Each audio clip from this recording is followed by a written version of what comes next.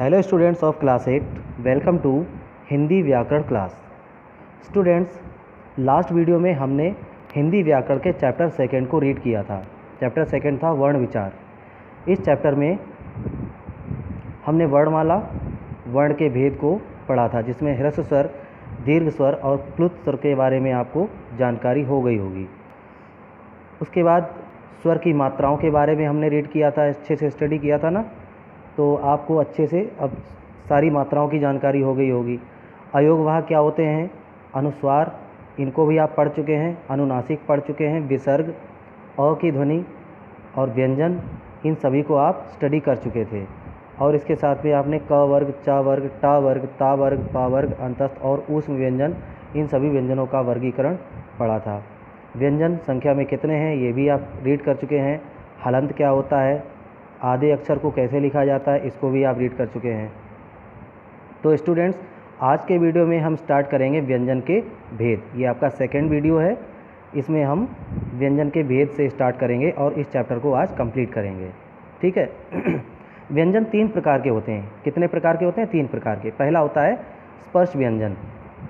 जिन वर्णों का उच्चारण करते समय वायु कंठ से निकलकर मुख के विभिन्न भागों को स्पर्श करते हुए बाहर आती है, उन्हें स्पर्श व्यंजन कहते हैं। क से लेकर म तक व्यंजनों के 5 वर्ग होते हैं। प्रत्येक वर्ग में 5 व्यंजन है। हर वर्ग का नाम उसके पहले व्यंजन के अनुसार होता है।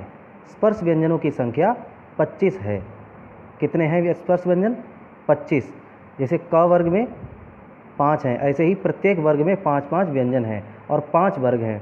इनको जीव के यूज के हिसाब से डिवाइड किया गया है, यानी वर्गीकरण इनका इस हिसाब से किया गया है कि जो व्यंजन जिस तरह से बोला जाता है, उसी शरीर मतलब गले के जिस हिस्से का प्रयोग करके बोला जाता है, उसी के हिसाब से इनका नामकरण किया गया है। तो पहला वर्ग है कंठ्य।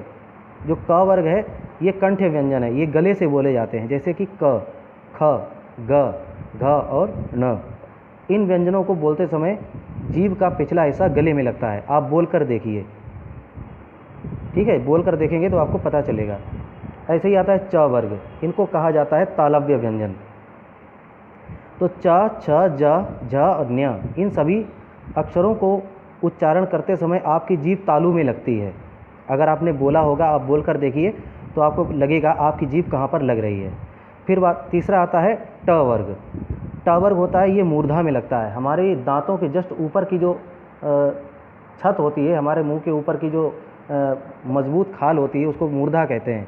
तो वहाँ पर जब जीभ स्पर्श करती है तो वहाँ पे ये व्यंजन हम बोल पाते हैं। जैसे ट बोलने पर दांतों के ऊपर वाली जो खाल होती है, वहाँ पर जीभ लगाते हैं, वहीं पर जीभ को स्पर्श करके बोला जाता है।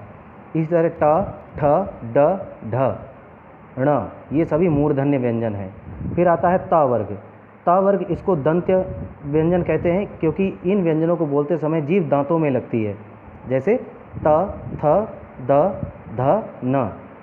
ठीक है, इन व्यंजनों को आप बोल कर खुद देख सकते हैं।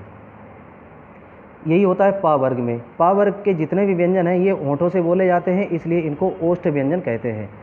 आप बोल कर देखें, प, फ, ब, भ, म। इन सभी व्यंजनों में हमने होंठों का प्रयोग किया है। समझ गए बच्चों? चलिए आगे बढ़ते हैं। तो एक चीज़ और इसमें पढ़ लीजिए, जो विशेष इसमें नोट दिया गया है, प्रत्येक वर्ग का अंतिम वर्ण पंचमाक्षर कहलाता है। ये जो अंतिम वर्ण है, ण, न्य, ण, न और म, ये पंचम अक्षर होते हैं। तो इसीलिए बच्चों इन सभी स्पर्श व्यंजनों को, इन व्यंजनों को हम स्पर्श व्यंजन इसलिए कहते हैं क्योंकि जीभ का तालू से या मुंह के अन्य भागों से स्पर्श होता है। ठीक है, अब आते हैं अंतस्थ व्यंजन।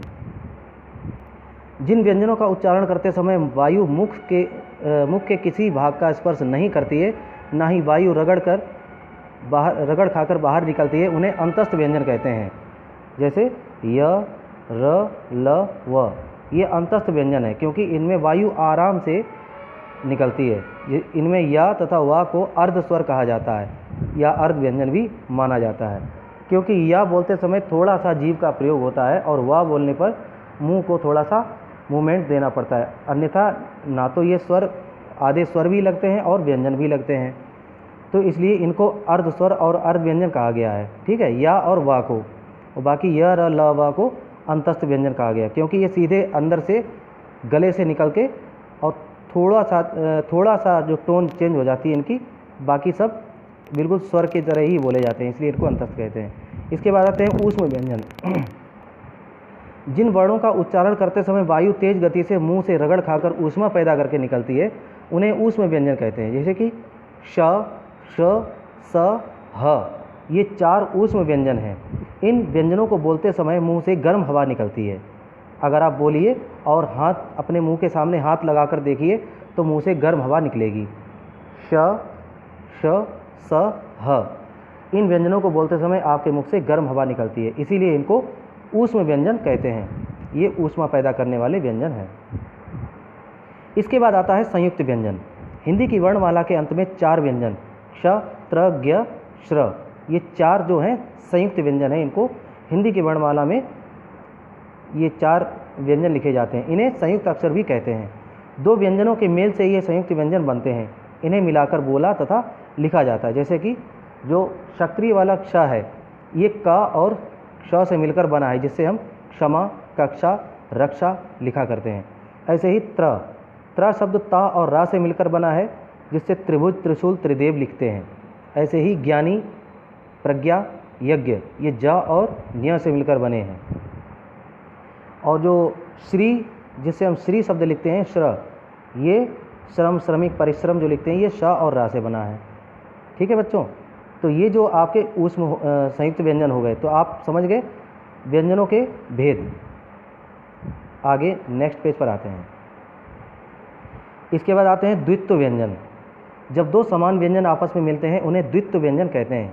तो बच्चों ध्यान रखना, द्वित्व व्यंजन जो समान अक्षर होते हैं, जैसे कि क से क मिला तो पक्का, जैसे का और का मिला के लिखते हैं पक्का, धक्का। सा से सा मिलाया तो रस्सी, गुस्सा, दिल्ली, बिल्ली, पत्ता, छत्ता, ये शब्द लिखने में हमें द्वित्व व्यंजन का प्रयोग करना पड़ता है। जिन व्यंजनों के अंत में खड़ी रेखा होती है उसे पाई कहते हैं। कुछ पाई वाले व्यंजन इस प्रकार हैं: ख, ग, प, च, ज, स, ध, न, म, य आदि। पाई वाले व्यंजन का जब किसी अन्य व्यंजन से मेल होता है तो पाई हटा दी जाती है। तो बच्चों पाई वाले व्यंजन कौन से हुए? जिनमें एक सीधी खड़ी रेखा होती है, जैसे कि ये, इसको कहते हैं पाई। जैसे आपने ला लिखा और ये वाली जो खड़ी रेखा है ये, इसी को पाई कहते हैं। ठीक है।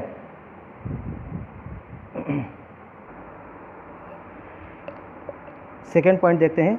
जिन व्यंजनों में पाई मध्य में होती है उनमें घुंडी हटाकर अगले व्यंजन के साथ जोड़ा जाता है। जैसे क और ता मिलाया तो त हो गया। रक्त, भक्त, ऐसे फ, त, फ, जैसे कि मुफ्त और हफ्ता लिखते हैं, आपको ऐसे दिखाते हैं। जैसे पहला वाला देखा, जैसे ये स्कूल लिखते हैं, जैसे स्कूल में स में ये पाई होती है, और जब स्कूल लिखेंगे तो केवल ये लिखेंगे, पाई हटा के और का लिख देंगे, ऐसे हो जाता है स्कूल। ठीक है बच्चों। तो अब आते हैं जो सेकेंड वाला जो है, इसमें क्या होता है, कुछ वर्ण ऐसे हैं जिनमें बीच में पाई होती है। जैसे कि का है, का में पाई बीच में है। फा है, इसमें भी पाई बीच में है। तो इनकी ये इतना हिस्सा काट दिया जाता है। ये जो घुंडी है इसको काट के आधा अक्षर बना लिया जाता है। बिना पाई वाले व्यंजन श, ट, ठ, ड, ढ, ह, इनमें कोई पाई नहीं है। जब किसी अन्य व्यंजन से मिलते हैं तो पहले व्यंजन में हलंत लगाकर जोड़ा जाता है। ठीक है। जैसे दा और वा लिखेंगे, इन दोनों को मिलाएंगे तो द्वा, इस तरह का हो जाएगा, द्वारा। ठीक है। ह और न, ये द्वारा, चिन्ह, मट्ठा, बुद्ध, इन एग्जाम्पल को आप देख सकते हैं। ठीक है स्टूडेंट्स। इसके बाद है र के विभिन्न रूप। र के मेल से बनने वाले या संयुक्त व्यंजन बनाने वाले के नियम इस प्रकार हैं। र के बाद कोई व्यंजन आए तो र अगले वर्ण पर रेफ के रूप में लगाया जाता है। आप एग्जाम्पल देख लीजिए। जैसे कर्म लिखना है तो क, र, म, तो रा जब माँ के साथ मिलेगा और रा के बाद में कोई स्वर भी नहीं आया है तो क्या होगा, अगले अक्षर के ऊपर लग जाएगा। जैसे ये लिखा कर्म, कर्म, तो रा आ रहा है, माँ से पहले आ रहा है, तो रा को ऊपर ऐसे लिखा जाएगा पाई के रूप में। ठीक है। ऐसे ही गर्म, कर्म, धर्म, हर्ष, वर्षा, वर्ष ऐसे लिखा जाएगा। और रा से पूर्व यदि स्वर रहित व्यंजन है, स्वर रहित मतलब रा से पहले कोई ऐसा व्यंजन है जिसमें कोई स्वर नहीं है, तो जो रा है उसके पैरों में यानी नीचे की तरफ लग जाता है। जैसे प्रश्न, प्रबल, ड्रामा, ड्रम, ट्रक, ट्राम, क्रम, चक्र। ऐसे ही ऊ तथा ऊ स्वरों की मात्रा का प्रयोग जब र के साथ होता है तो प्रायः भ्रम हो जाता है। जैसे कि ये रू और रू, ये भ्रम आपको हम अभी समझा देते हैं, दूर हो जाएगा। जैसे हम गुरु लिखते हैं, गुरु, ये रा है, रा पे छोटे ऊ की मात्रा होती है तो इसे छोटी ऊ की मात्रा ऐसे लगाई जाएगी, ये है गुरु। और कुछ लोग अगर गुरु ऐसे लिखते हैं तो वो गलत है, ये वाला, ये रा पे अगर ऐसे लिखा है तो गुरु गलत है, ठीक है। अब आपको रा पे छोटे ऊ बड़े ऊ की मात्रा समझा देता हूँ कैसे लगती है। ये दो जगह मैंने रा बना दिया, इस पे छोटे ऊ की मात्रा लगाएंगे तो ऐसे लगाएंगे, जिससे हम लिखते हैं रुपया, और बड़े ऊ की मात्रा लगाएंगे तो ऐसे लगाएंगे, रूस। जैसे रुपया और रूस लिखेंगे तो कैसे लिखेंगे, लिख के बताता हूँ। ये लिखा है रुपया और ये लिखा है रूस या रूप, कुछ भी लिख दें। तो आप देख रहे हैं छोटे ऊ और बड़े ऊ की मात्रा का अंतर, ठीक है।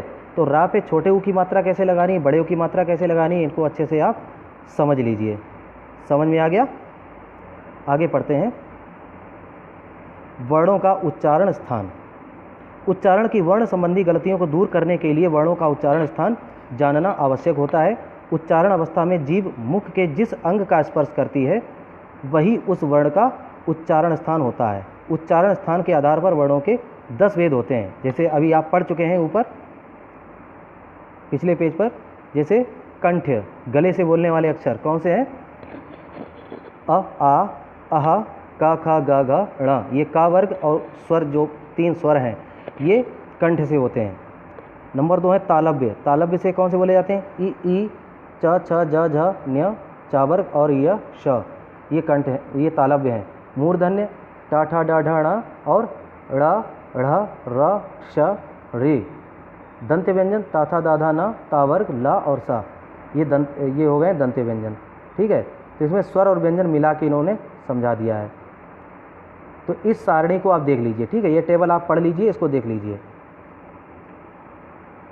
इसको आप रीड करेंगे और अच्छे से इसको रिवाइज भी करेंगे। बिना रिवाइज किए आपका वीडियो देखना बेकार है, ठीक है स्टूडेंट्स।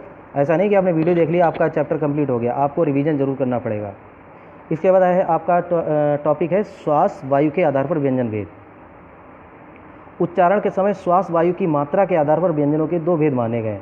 बच्चों ये चैप्टर बहुत ही इंपॉर्टेंट है, इसमें एक एक चीज़ बड़ी बारीक तरीके से समझाई गई है, तो आगे कोई दिक्कत ना हो व्याकरण पढ़ते समय, इसलिए इस चैप्टर को आप ध्यान से समझिएगा, ठीक है, थोड़ा सीरियस रह के। उच्चारण के समय श्वास वायु की मात्रा के आधार पर, श्वास वायु जानते हैं कि उच्चारण के समय कुछ अक्षर ऐसे होते हैं जिनमें हम अपनी वायु, सांस लेने में जो वायु यूज़ होती है, किस अक्षर में कितनी वायु का हम यूज़ करते हैं, उस आधार पे अक्षरों को 2 हिस्सों में बांटा गया है, अल्प प्राण और महाप्राण। अल्प प्राण वो हैं जो हल्के से बोले जाते हैं, जिनमें ज़्यादा ताकत नहीं लगानी पड़ती है। महाप्राण में ज़्यादा बल लगाना पड़ता है। तो प्राण का मतलब समझ लीजिए, प्राण क्या होता है? जान, मतलब जिनमें कम जान लगे वो अल्प प्राण है, जिन्हें बोलने में ज़्यादा जान लगानी पड़े वो महाप्राण। जिन व्यंजनों के उच्चारण में मुख से श्वास वायु की मात्रा कम निकलती है उन्हें अल्प प्राण कहते हैं। प्रत्येक वर्ग का पहला, तीसरा, 5वां वर्ण और अंतस्थ वर्ण अल्प प्राण कहलाते हैं। एक बार फिर से इसको रिपीट कर लीजिए, रिवीजन कर लीजिए इसको, कि प्रत्येक वर्ग का, एक नहीं, मैं प्रत्येक वर्ग का बता रहा हूँ, कि प्रत्येक वर्ग का पहला, तीसरा और 5वां, यानी कि जो विषम स्थानों पे हैं, पहला, फिर दूसरा छोड़ के तीसरा, चौथा छोड़ के 5वां वर्ण, ये और बाकी अंतस्थ वर्ण, ये सभी अल्प प्राण होते हैं, ठीक है। जैसे क, ग, ण, च, छ, ञ, ट, ड, ण, ता, दा, न, प, ब, म, य, र, ल, व। आप इन वर्णों को बोल के देखिए बिल्कुल हल्के से, क्योंकि इनमें हा की ध्वनि नहीं निकल रही है। महाप्राण ये क्या होते हैं? महाप्राण वे व्यंजन होते हैं जिनमें अधिक श्वास वायु का प्रयोग किया जाता है, यानी जिन व्यंजनों के उच्चारण में मुख से श्वास वायु अधिक मात्रा में निकलती है उन्हें महाप्राण कहते हैं। प्रत्येक वर्ण का दूसरा, चौथा वर्ण और ऊष्म वर्ण महाप्राण कहलाते हैं। तो समझ गए बच्चों, दूसरा और चौथा यानी कि जो सम स्थानों पर हैं, जो ओड नंबर पे थे वर्ण वो अल्प प्राण है, जो इवन नंबर पे हैं वो महाप्राण, यानी दूसरा और चौथा। जैसे ख घ, अब का बोलिए हल्का सा है, अब खा बोलिए, खा में हवा ज़्यादा निकल रही है, मुंह से ध्वनि, मुंह से जो है वायु ज़्यादा निकलती है खा और घ बोलने में, और सीने में भी ह की ध्वनि पैदा होती है। ख घ छ झ ठ ढ ढ़ और थ और ध, ये जितने भी अक्षर हैं इन सभी को बोलने में धमक के साथ में आवाज़ निकल रही है। तो समझ गए आप अल्प प्राण और महाप्राण। स्वर तंत्रियों के आधार पर व्यंजन भेद। स्वर तंत्रियों के कंपन के आधार पर व्यंजनों के दो भेद हैं, सघोष और अघोष। तो सघोष समझ लेते हैं, सघोष क्या होते हैं? जिन ध्वनियों का उच्चारण करते समय हवा स्वर तंत्रियों से टकराती हुई बाहर आती है और घर्षण पैदा होता है, वे सघोष ध्वनियाँ कहलाती हैं। प्रत्येक वर्ग का तीसरा, चौथा और पांचवा व्यंजन अथवा य, र, ल, व, ह सघोष व्यंजन कहलाते हैं। जैसे कि स्वर हैं अ, आ, इ, उ, ऋ, ए, ऐ, ओ, औ, ये कैसे हैं? सघोष। तो इनमें क्या है? हवा स्वर तंत्रियों से टकराती हुई बाहर आती है और घर्षण पैदा हो रहा है। ठीक है, अब व्यंजन देखिए, व्यंजन कौन से हैं? ग, घ, ड़, ज, झ, ञ, ड, ढ, ण, द, ध, न, ब, भ, म, य, र, ल, व, ह। ठीक है, ये हो गए आपके सघोष। अब आपको बता दें सघोष की एक और पहचान कि आपकी जो वर्णमाला में पहला और दूसरा अक्षर छोड़ के बाकी सारे जो अक्षर हैं वो सभी सघोष हैं। और जिन व्यंजनों का उच्चारण करते समय स्वर तंत्रियों में कंपन नहीं होता है, वे अघोष व्यंजन कहलाते हैं। प्रत्येक वर्ग का पहला व दूसरा वर्ण और श, श, स अघोष व्यंजन है। आप बोल के देखिए, क, ख, च, छ, ट, ठ, त, थ, प, फ, इनमें कोई भी वाइब्रेशन नहीं है, यानी बोलते समय जिनमें वाइब्रेशन है वो सघोष है और जिनमें वाइब्रेशन नहीं है वो अघोष हैं। इसके बाद आते हैं वर्ण विच्छेद पर। वर्ण विच्छेद आप पढ़ चुके हैं, फिर भी आप एक बार आपको समझा देते हैं। किसी भी शब्द में प्रयुक्त वर्णों को अलग अलग करके लिखने की प्रक्रिया वर्ण विच्छेद कहलाती है। जैसे वीरता शब्द है, अब इसके प्रत्येक अक्षर की हम एक ध्वनि को अलग करेंगे। जैसे वी में वा और ई, वा की ध्वनि है और ई की ध्वनि है, तो वा को ई से अलग कर देंगे, व प्लस ई लिखेंगे। ऐसे ही र से अ को अलग करेंगे तो र प्लस अ लिखेंगे, फिर प्लस त और अ लिखेंगे। इस तरह से हो गया वीरता। वीरता कैसे लिखेंगे हम? व प्लस ई प्लस र प्लस अ प्लस ता और प्लस अ, व ई र अ ता आ, वीरता। ऐसे ही गुलाब की अगर एक एक ध्वनि को अलग अलग बोला जाए तो कैसे बोलेंगे? ग, उ, ल, आ, ब, अ, गुलाब। ठीक इसी तरह से विद्यालय, बगीचा, दिवस, सूरज, इनकी आप प्रैक्टिस कीजिए और पढ़िए इनको। ठीक है बच्चों, यहाँ तक आपके समझ में आया? तो इसी के साथ आपका ये जो चैप्टर है कंप्लीट हो गया।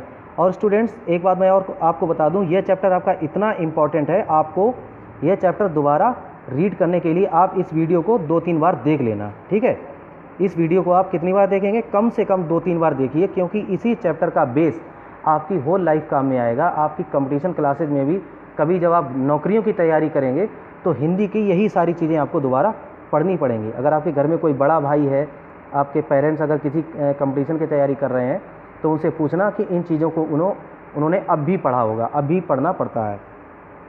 ठीक है स्टूडेंट्स, तो ये बेस आपका क्लियर हो जाए इसलिए इस वीडियो को 2-3 बार आप देखकर अच्छे से पढ़िएगा। बहुत इंपॉर्टेंट चैप्टर है और इसकी एक्सरसाइज है मैं आपको इसी वीडियो में कंप्लीट करा देता हूँ। ठीक है, वीडियो थोड़ा लंबा हो जाएगा लेकिन ये वीडियो जो है बहुत ही इंपॉर्टेंट है। इसमें दोहराने वाली जो इंपॉर्टेंट चीज़ें हैं आप दोहरा लीजिए। ठीक है, ये जितने भी इंपॉर्टेंट पॉइंट हैं इन्हीं से क्वेश्चंस आपके बनते हैं, तो इनको अच्छे से दोहरा लीजिएगा, रिवाइज कर लीजिएगा। क्वेश्चन आंसर मैं आपको रिटन में आपके स्कूल ऐप, साइंटिफिक ऐप में प्रोवाइड करा दूंगा। तो ये है आपके जो बहुविकल्पीय प्रश्न है, ऑप्शनल है, तो इनको आप टिक कर लीजिए। सही विकल्प पर सही का चिन्ह लगाइए। पहले का होगा भाषा की सबसे छोटी इकाई क्या कहलाती है? वर्ण। वर्ण पे टिक कर लीजिए। जिन स्वरों के उच्चारण में तिगुना समय लगता है वे कहलाते हैं प्लुत स्वर। तो आप चाहें तो वीडियो पॉज करके सीधे सीधे आप अपनी बुक फिल कर लीजिए या फिर स्क्रीनशॉट ले लीजिए, जो आपको ठीक लगे। ठीक है, एक्सरसाइज इस तरह से आप फिल कर सकते हैं। दो व्यंजनों के मेल से बने व्यंजन क्या कहलाते हैं? क्या कहलाते हैं? संयुक्त व्यंजन, इसको टिक कर लीजिए। निम्नलिखित में अंतस्थ व्यंजन है य र ल व। अंग तथा अह कहलाते हैं, क्या कहलाते हैं? अयोगवाह। रिक्त स्थानों की पूर्ति में पहले में होगा अ और दूसरे में होगा ऊष्म, तीसरे में ह, चौथे में दीर्घ, पांचवें में वर्णमाला। और बाकी की जो एक्सरसाइज है आप देख लीजिए, इसको चाहे वीडियो पॉज कर लीजिए और स्क्रीनशॉट ले लीजिए, पॉज करके फिल कर लीजिए, ठीक है? समझ में आ रहा है बच्चों? और बाकी की जो बची एक्सरसाइज है नीचे खेल खेल में, ये आपको क्या करना है, ये आपको स्वयं करनी है। आपका चैप्टर 2 कंप्लीट हुआ है व्याकरण का। तो सभी स्टूडेंट्स इसको पढ़ चुके हैं अच्छे से और इसको रिवाइज भी करना है। Okay, take care, bye.